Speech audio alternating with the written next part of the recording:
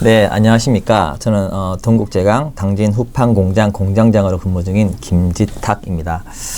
입사 후에 제가 줄곧 후판 공장에서만 엔지니어로 근무를 했기 때문에 이렇게 후판의 시황이나 뭐 전망 이렇게 등에는 제가 밝은 전문가는 사실 아닙니다. 그래서 제가 드릴 수 있는 말씀이 그렇게 가치가 있거나 뭐 그건 저는 자신은 모르겠지만은 의문스럽지만은 제가 아는 범위 내에서 이렇게 말씀을 드리도록 하겠습니다. 일단 후판은요 4단 가역식 밀에서 만들어집니다.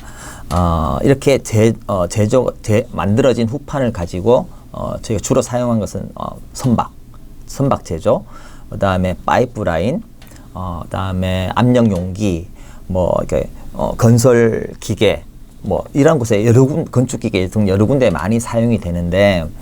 과거에는 주로 후판이 대부분 선박에서만 사용됐지만 최근 들어서는 모든 것들이 대형화되고 커지면서 선박뿐만 아니라 많은 다른 곳에도 사용이 되고 있다는 걸 말씀을 드릴 수가 있겠습니다.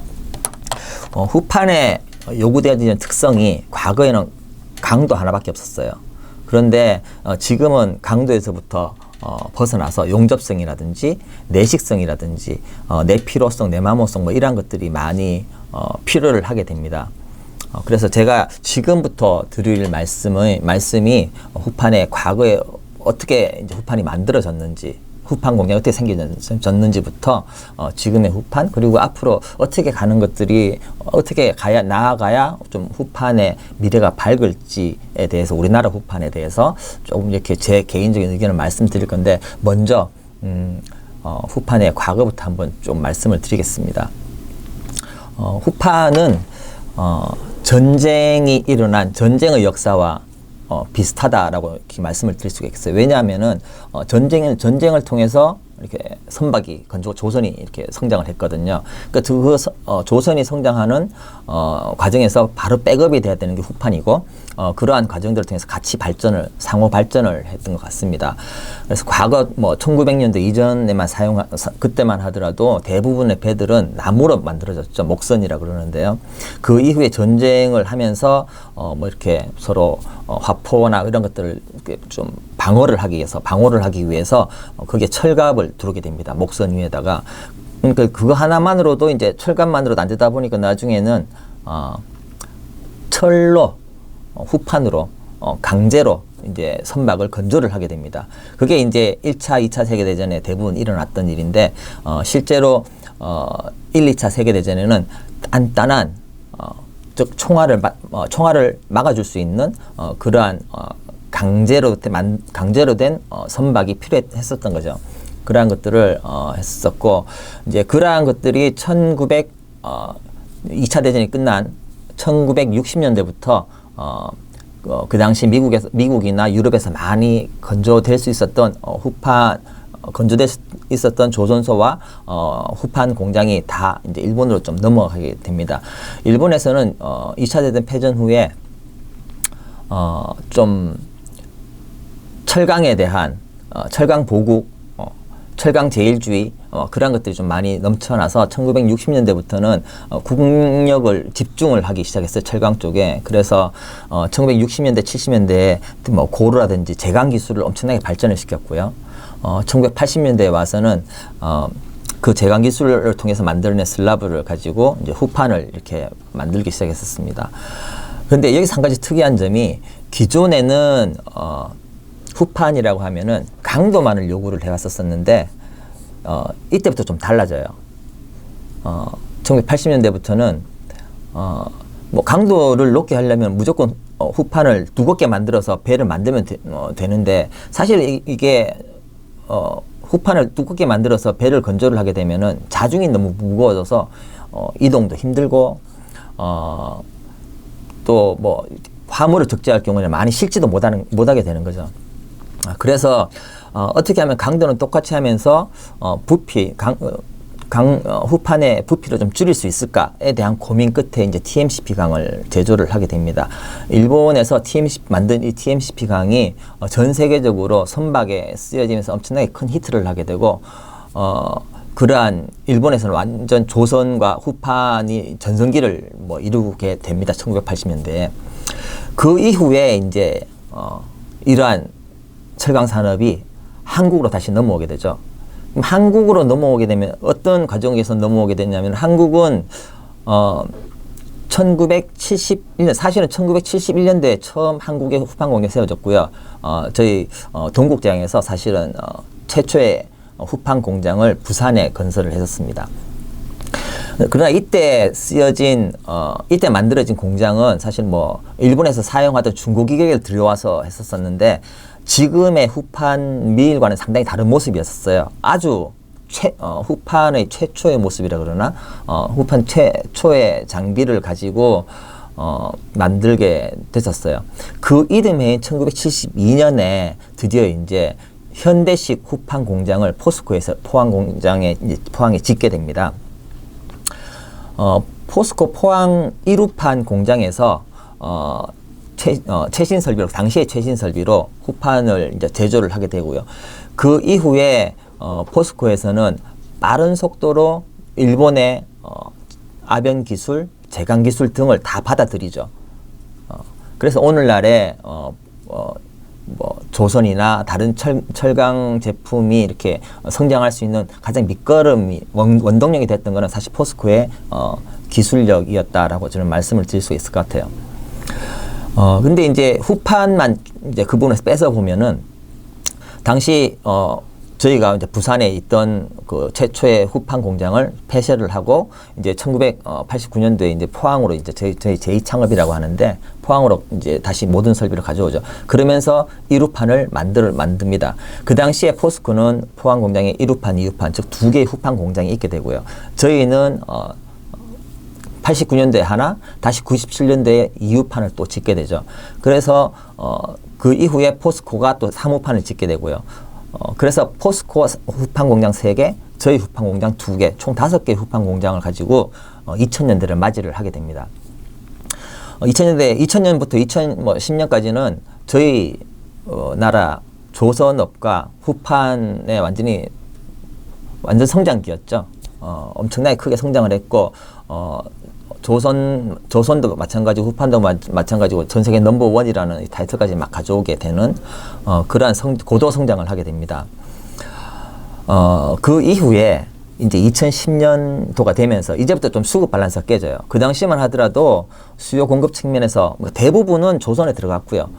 수요 공급 밸런스 측면에서 공급이 좀 딸리는 그러한 상태죠. 뭐 한 가지 실례를 드리면은 진짜 저희가 후판을 아변을 해서 만든 다음에 이제 최종 제품 창고에 제품을 싣게 되면은 그러니까 한 번도 중간에서 오프라인 내리지 않고 싣게 되면은 제품의 표면 온도가 한 7, 80도 정도가 될 거예요.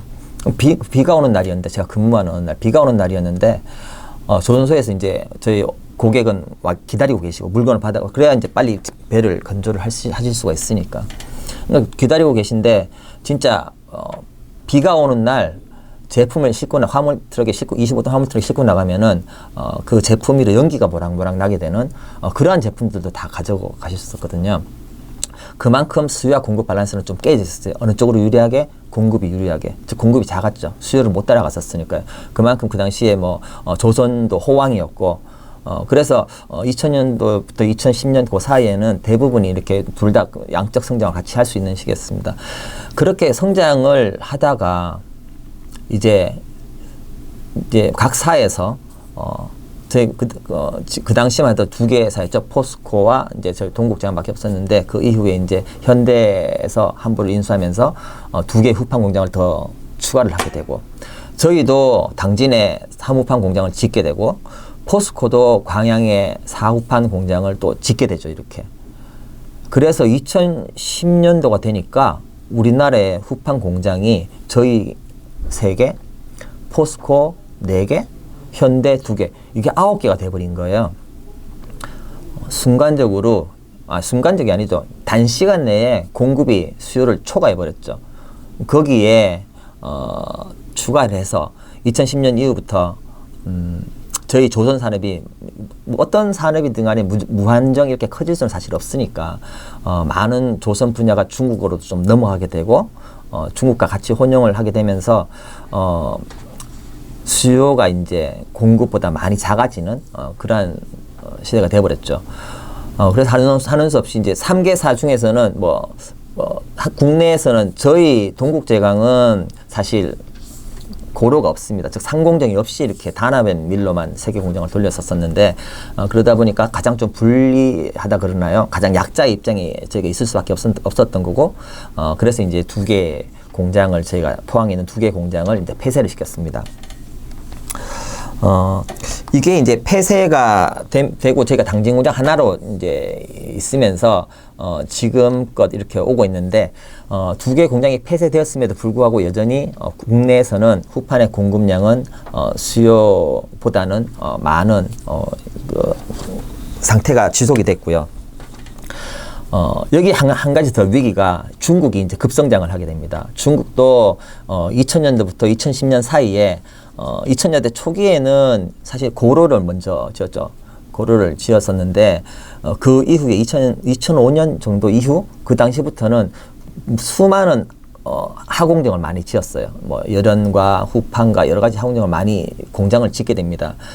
그러면서 그들이 가지고 있는 값싼 노동력이라든지 자원이라든지 그런 것들 이용을 해서 이렇게 넘어오다 보니 저희 한국에 있는 후판밀들, 한국에 있는 조선사에는 점점 좀 위협적으로 이렇게 중국은 많이 다가오게 됩니다. 그러한 것들이 지금 이제 2010년도부터 지금까지 계속 좀 이어오게 되는 거고, 조선과 후판은 거의 2010년부터 2020년까지, 거의 재작년까지죠. 한 10년 동안 이렇게 계속 이렇게, 침체기를 맞이를 하게 됩니다. 침체를 맞이하고 앞에서 말씀드렸지만 그 사이에, 동국제강인, 저희 포항 공장에 있는 후판 공장 2개는 이제 폐쇄를, 셧다운을 하게 되고요. 그래서 현재 이렇게, 이런 식으로 국내는 진행 중에 있습니다. 이게 이제 앞으로가 이제 문제인데, 앞으로 그러면은 어떻게 가야 되지? 앞에서 제가 말씀드린 것처럼, 후판 자체의 발전이 미국, 유럽 중심에서 일본 중심으로, 일본에서 다시 한국 중심으로 이렇게 넘어오는 과정을 거쳤고요. 저는 이러한, 그 웨이브가, 다음은 저는 이미 중국으로 넘어갔다라고 생각을 해요. 이런 웨이브가. 그래서 해에 비유하면은 이미 해는 저희 서쪽을 황해를 지나서 이렇게 넘어갔다라고 저는 표현을 해드리고 싶고요. 그만큼 중국이 크게 성장을 하고 대두되는 모습입니다. 그 이후에 이제 다시 동남아 쪽이라든지 하여튼 저는 모든 제조업은 값싼 노동력 쪽으로 계속 옮겨갈 것 같아요. 저희가 일본에서 가지고 올 수 있었던 가장 큰 이유도, 그 당시에 값싼 노동력, 그런 것들이 바탕이 됐었고, 이러한 것들은 중국 계속 이렇게 파워 시프트처럼 이렇게 시프팅이 계속돼서 넘어가지 않나? 그렇게 보면은 저희가 나갈 방향은 지금 유럽, 미국이 어떠한 후판을 제조하는지를 좀 많이 봐야 될 것 같아요. 그리고 일본도 마찬가지 이렇게, 좀 잘 봐야 되는데, 과거에는 이러한 변화의 웨이브가 그냥 물결이었다라고 하면요, 지금은 물결이 아니고 피크인 것 같아요. 변화가 되게 빠른 시대이기 때문에 이렇게 피크로 고점으로 올라가는 게 상당히 짧은 기간 동안 많이 올라갔다가 다시 이렇게 침체되는 그러한 것들이 되게 빈번하게 올 것 같다는 좀 생각이 많이 들고요. 지금 우리가 후판에서 나갈 분야는, 법령으로 많이 밀 수 있는 일반 강 쪽은, 좀 힘들다. 지금 당장은 저희가 조선에 받아주니까 괜찮겠지만, 조선 지금 수주하는 것들이 대부분 다 옛날에 컨테이너선이나 벌크선 이라기보다는 지금은 다 LNG나 그런 쪽으로 넘어가잖아요. 특수한 쪽으로 많이 넘어가기 때문에, 그쪽 부분을 계속 저희가 파는 거는 힘들다. 그쪽에 대한 생산성을 올린다든지 이렇게 하는 것들은 많이 힘들고요. 저희가 이제 그동안 하지 않았던 노력들을 지금은 좀 많이 해서, 지금 유럽 쪽에 SSAB 같은 경우에는 네마모강 전문가가 되어 있고요. 베스트 알핀이나 인더스트 같은 경우에는 클레드 강이라든지 되게 좀 이상한 강들을 많이 밀죠. 그다음에 CRA, 강들을 많이 밀고 있고, 일본도 클레드 강에서는 상당히 좀 강자, 전 세계 강자이고요. 그래서 후판이 단기적으로 보면은 아직 저희가 조선이 그래도 세계 중국과 더불어서 1, 2위를 다투고 있는 지금의 상황에서 단기적으로 보면은 아직까지는 여력은 있지만은 향후 10년 이내에 모든 것들이 저희가 2000년대 초반에 누렸던 그러한 것들이 전부 다 중국이나 동남아 쪽으로 다 넘어가지 않나, 갈 수 있다라고 저는 생각이 들고요. 그때를 대비해서 지금 뭐 다른 쪽으로의 변화를 시도해야지 살아남을 수 있지 않나 라는 생각을 해봅니다.